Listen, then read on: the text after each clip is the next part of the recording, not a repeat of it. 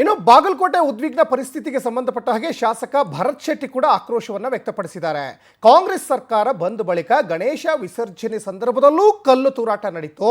ಇಂತಹ ಘಟನೆಗಳು ಪದೇ ಪದೇ ಆಗ್ತಲೇ ಇವೆ ಅಂತ ಭರತ್ ಶೆಟ್ಟಿ ಈಗ ಒಂದು ಕಡೆ ಕಳವಳ ವ್ಯಕ್ತಪಡಿಸ್ತಾ ಇದ್ದಾರೆ, ಆಕ್ರೋಶವನ್ನು ವ್ಯಕ್ತಪಡಿಸ್ತಾ ಇದ್ದಾರೆ. ನೋಡಿ, ಕಾಂಗ್ರೆಸ್ ಸರ್ಕಾರ ಬಂದ ಬಳಿಕ ಗಣೇಶ ವಿಸರ್ಜನೆ ಸಂದರ್ಭದಲ್ಲೂ ಕಲ್ಲೇಟು ಬಿತ್ತು. ಇಂತಹ ಘಟನೆಗಳು ಪದೇ ಪದೇ ಆಗ್ತಲೇ ಇವೆ ಅಂತ ಶಾಸಕರು ಹೇಳ್ತಾ ಇದ್ದಾರೆ. ಸರ್ಕಾರದ ವಿರುದ್ಧ ಶಾಸಕ ಡಾಕ್ಟರ್ ವೈ ಭರತ್ ಶೆಟ್ಟಿ ಈಗ ವಾಗ್ದಾಳಿ ಮಾಡ್ತಾ ಇದ್ದಾರೆ. ಔರಂಗಜೇಬನ ಸಂತತಿಗಳು ಇನ್ನೂ ಜೀವಂತ ಅಂತ ಗರಂ ಆಗ್ತಾ ಇದ್ದಾರೆ. ಸರ್ಕಾರ ಇಂತಹ ದುಷ್ಟ ಶಕ್ತಿಗಳಿಗೆ ಕುಮ್ಮಕ್ಕು ಕೊಡ್ತಲೇ ಇದೆ. ಯಾಕೆ ಹಿಂದೂಗಳ ಮೆರವಣಿಗೆ ಮೇಲೆ ಮಾತ್ರ ಕಲ್ಲೇಟು ಬೀಳ್ತಾ ಇದೆ?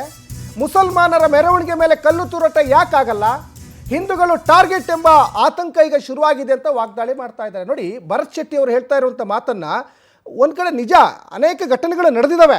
ಹಿಂದೂಗಳು ಮಾಡುವ ಮೆರವಣಿಗೆ ಮೇಲೆ ಅನೇಕ ಕಲ್ಲು ತೂರಾಟ ನಡೆದಿದೆಯಲ್ಲ, ಸರ್ಕಾರ ಪರಿಗಣಿಸಬೇಕು, ಈ ಒಂದು ಘಟನೆಗಳನ್ನು ಪರಿಗಣಿಸಬೇಕು, ಮತ್ತು ಪಕ್ಷ ಭೇದ ಮರೆತು ಕ್ರಮ ತೆಗೆದುಕೊಳ್ಬೇಕಾಗ್ತದೆ. ಈಗ ಇಂಥ ಸಂದರ್ಭದಲ್ಲಿ ಜೀವಂತದಲ್ಲಿ ಕೆಲವರು ಇದ್ದಾರೆ.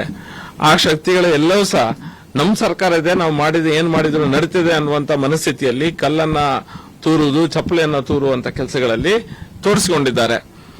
ಭಾರತೀಯ ಜನತಾ ಪಾರ್ಟಿ ಇದನ್ನ ಮೊದಲಿಂದ ಸಹ ಹೇಳ್ತಾನೆ ಬಂದಿದೆ. ಇಂಥ ಶಕ್ತಿಗಳಿಗೆ ಸರ್ಕಾರ, ನಿಮ್ಮ ರಾಜಕೀಯ ಹಿತಾಸಕ್ತಿಗಾಗಿ ಇಂಥ ಶಕ್ತಿಗಳಿಗೆ ಮಣೆ ಹಾಕುವ ಕೆಲಸವನ್ನ ಮಾಡಬೇಡಿ ಅನ್ನುವಂತ ಮಾತನ್ನ ಹೇಳ್ತಾನೆ ಬಂದಿದ್ದೇವೆ.